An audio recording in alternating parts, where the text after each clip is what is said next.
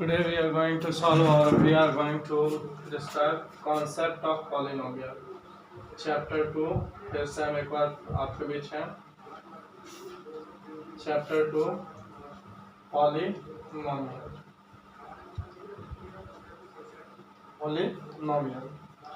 Polynomial sir ये जो chapter है क्लास 9, 10 बोथ के लिए है. चैप्टर नंबर 2 सेम चैप्टर में है, चैप्टर वाइज नहीं करेगा, यह आपको याद होना चाहिए. फर्स्ट ऑफ ऑल इसमें कहीं कोई चेंजिंग नहीं है, चैप्टर सेम रहेगा. देखिए मैं जैसे कि बुक भी ले रखा हूँ. चैप्टर 1 में नंबर सिस्टम है क्लास 9 में, और चैप्टर 2 में है आपका पॉलिनोमियल.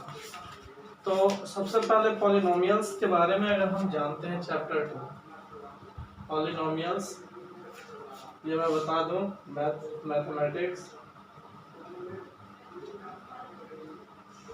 मैथमेटिक्स है. Chapter 2 polynomial for class 9 and 10th standard board. 10th और 9th दोनों के लिए ये चैप्टर है. कॉन्सेप्ट है सर, इसमें हमने कोई चेंजिंग नहीं किया बच्चों. ये जो है कॉन्सेप्ट है for class 9 and 10. Concept of polynomial. आज चैप्टर स्टार्ट नहीं होगा, सिर्फ हम कॉन्सेप्ट आपको बताने जा रहे हैं. जो कॉन्सेप्ट ऑफ पॉलिनोमियल,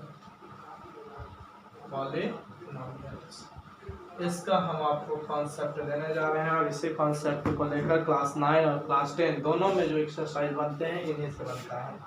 तो सबसे पहले क्लास 9 का टॉपिक्स हम डिस्क्राइब कर दें, क्योंकि 9 पहले पढ़ना है, उसके बाद 10. 8 में भी इसका कॉन्सेप्ट है, तो 8 में है बट उसमें सीधा फैक्टराइजेशन से स्टार्ट होता है, इसलिए हम 8 को ना के बराबर नेगलेक्ट लेकर चलते हैं. ऐसे ये जो कॉन्सेप्ट है 8, 9, 10 सबके लिए है. तो सबसे पहले हम आपको बता दें कि पॉलिनोमियल में दो चीज़ होता है. पॉलिनोमियल हैविंग टू थिंग्स और टू मैटर्स में. फर्स्ट इज वेरिएबल और सेकंड इज कांस्टेंट.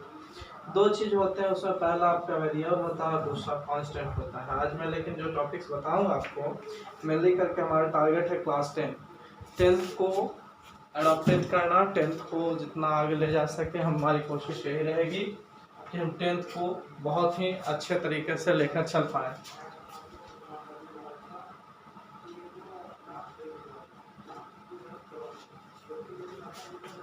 तो चलिए स्टार्ट करते हैं, ज़्यादा बात ना करते हुए. अब हम लोग स्टार्ट करते हैं अपने टॉपिक्स को.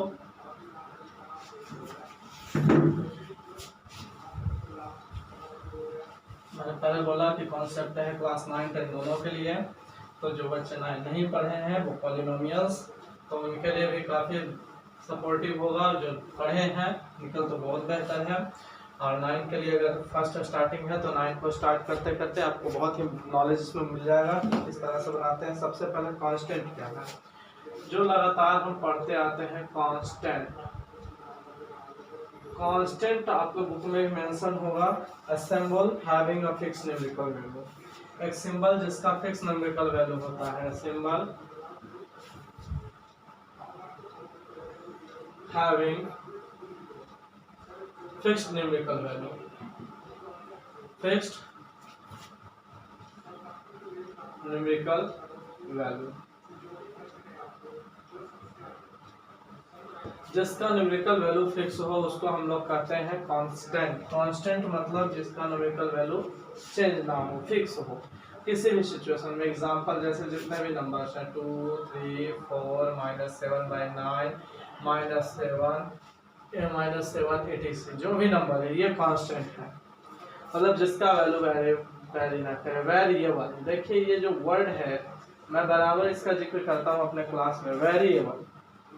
वेरिएबल वर्ड दो चीज़ों से इसको डेरिवेट किया गया है. एक है वेरी और दूसरा able. Able means, very means अलग अलग,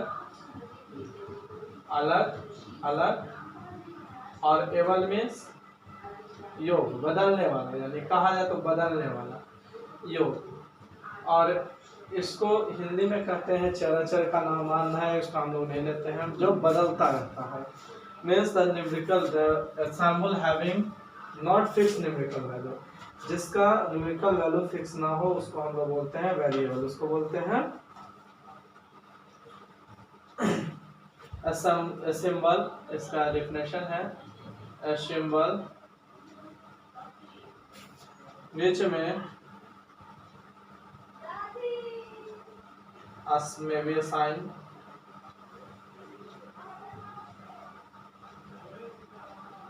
different numerical value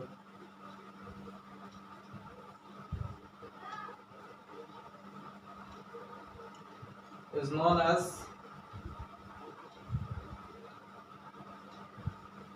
a variable, जिसका न्यूमेरिकल वैल्यू चेंज हो, वेरी करे। हमने पहले बताया मे बी असाइन डिफरेंट, मतलब अलग अलग टर्म के लिए अलग अलग हो। जैसे फॉर एग्जांपल ले लिया जाए question 2x equal to 1, then x equal to 1/2। अब यहाँ पे हम लिया 2x प्लस 1 इक्वल टू 0। देखो तो यहाँ पे x का वैल्यू जो होगा 2x इक्वल टू -1 और x इक्वल टू -1/2।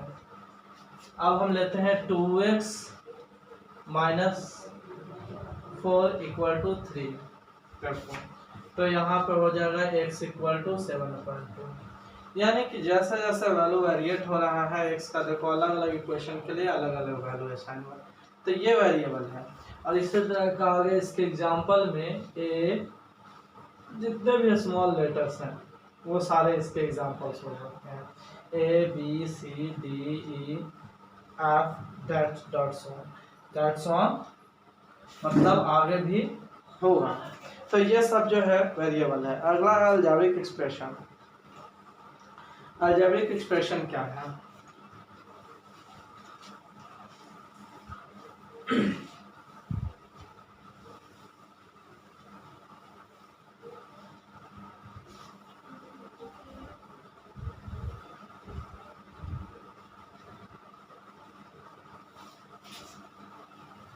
देखिए अलजेब्रिक एक्सप्रेशन होता है, देखो मैथ्स कुछ नहीं है, math is just like magic, maths बिल्कुल मैजिक है, इसके सिवा और कुछ भी नहीं है maths.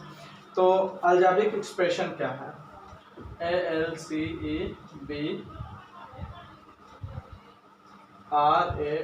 Algebraic expression. Algebraic expression a combination of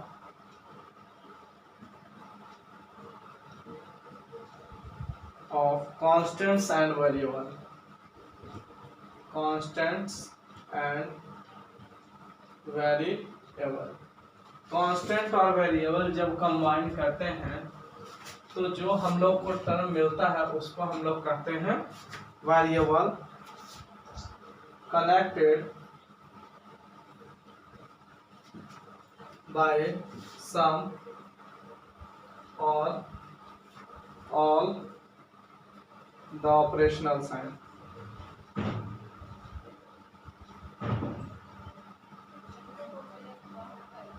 plus minus into and divide। यही चार साइन से अगर वेरिएबल और कांस्टेंट एक दूसरे से जुड़ते हैं तो इसको हम लोग कहते हैं क्या?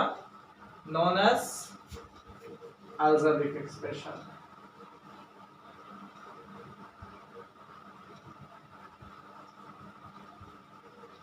इसको अलजेब्रिक एक्सप्रेशन कहा जाता है। फॉर एग्जांपल, जैसे हम एग्जांपल लिख ले लें, एग्जांपल देखो, एग्जांपल हर टॉपिक्स के लिए बहुत जरूरी है। जिसका एग्जांपल बनता है उसको बनाओ जहां तक हो सके, कितना ज़्यादा से ज़्यादा है। 2x, तो ये एक अलजेब्रिक एक्सप्रेशन है। 2 वेरिएबल है, where 2 is variable, 2 is constant, sorry 2 is constant and x is variable. इन दोनों के बीच कौन सा साइन है? एक साइन है जिसको हम क्रॉस इनटू कहते हैं, ये साइन छिपा हुआ है दोनों के बीच। तो ये मैथमेटिकल ऑपरेशन, ये एक अलजेब्रिक एक्सप्रेशन हुआ। अब इससे बनता है एक्सप्रेशन, टर्म ऑफ, इसको हम लोग टर्म भी कहते हैं। इसको क्या बोलते हैं? टर्म भी कहते हैं। अब इस एक अलजेब्रिक एक्सप्रेशन इस तरह से हुआ। अब इसको हम लोग टर्म कब कहेंगे? अभी 9th का कॉन्सेप्ट है, अभी तुरंत 10 का स्टार्ट होगा, just after with in 1 to 2 minute, 2 से 3 मिनट तक पूरा आपका खत्म हो जाएगा। और इसका 9 का और फिर 10 का कॉन्सेप्ट कंटिन्यू होगा। 9 का भी उसमें इंक्लूड है, 9 एंड 10 दोनों का कॉन्सेप्ट है। Term of N algebraic expression, terms क्या होता है? Terms of N algebraic expression,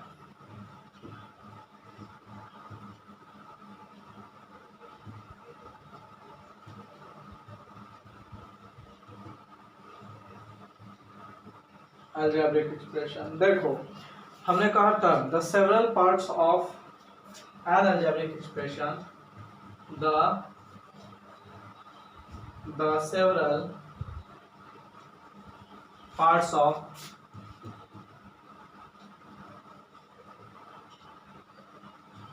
an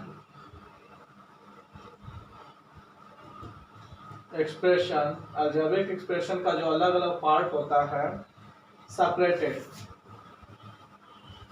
separated by plus and minus. देखो इनटू और डिवाइड को हम सेपरेट नहीं कर सकते, सबसे पहली बात। सेपरेट जब भी होगा तो प्लस और माइनस से ही होता है। प्लस और माइनस, प्लस या माइनस से इसको हम सेपरेट कर सके, इस called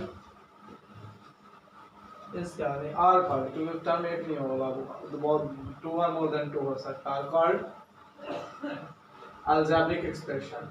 terms of algebraic expression, इसको हम लोग बोलते हैं terms of algebraic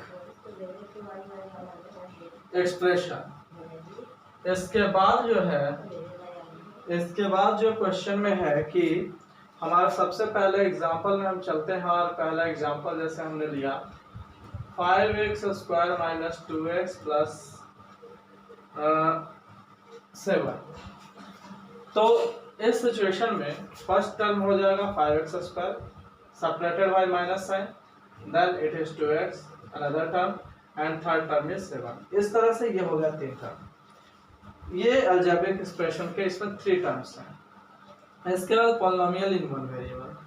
one variable में पॉलिनोमियल क्या होता है? वन वेरिएबल कहने का मतलब जैसे x है तो x में ही सारा टर्म होगा, इसको वन वेरिएबल कहते हैं। तो इसमें चलते हैं पॉलिनोमियल्स इन वन वेरिएबल।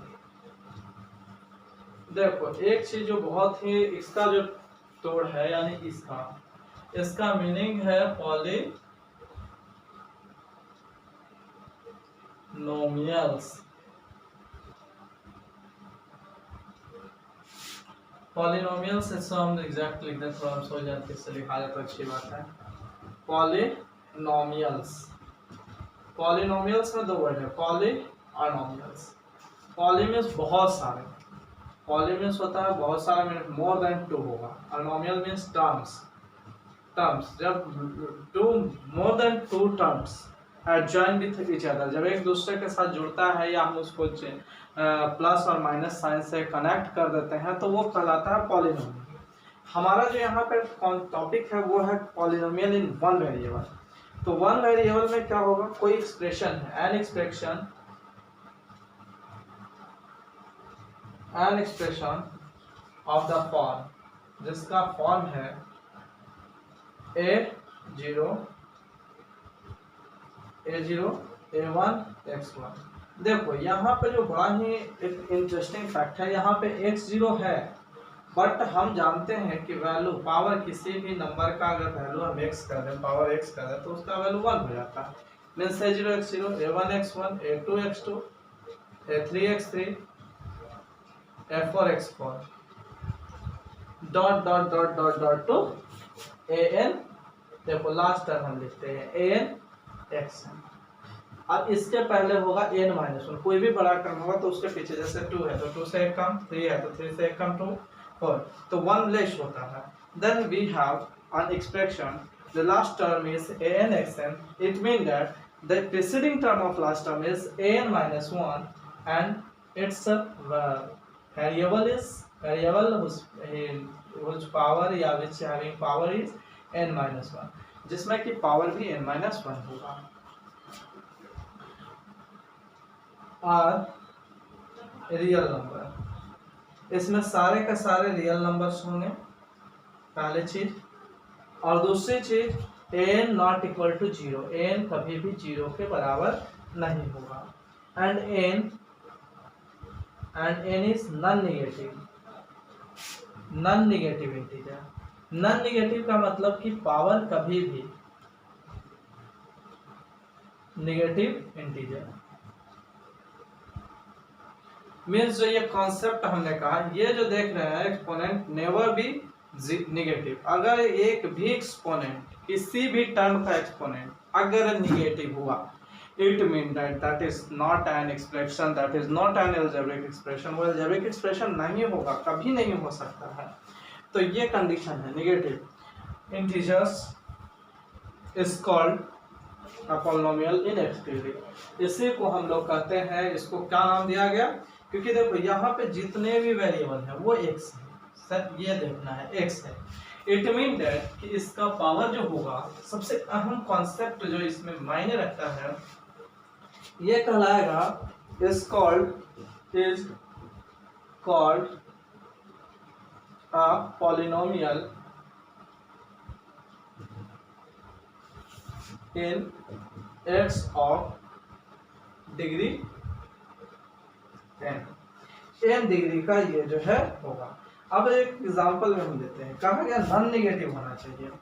जैसे ये पॉलिनोमियल है, this is an example of polynomial, ये एग्जांपल है पॉलिनोमियल का। बट हम जो क्वेश्चन ले रहे हैं, बट अगर हम लेते हैं 5, अगर हम लेते हैं 7x power -4 plus 8x cube plus 9, तो देखो यहाँ पे पावर निगेटिव आ गया, ये negative, so it is not an algebraic expression, ये अलजेब्रिक एक्सप्रेशन नहीं है।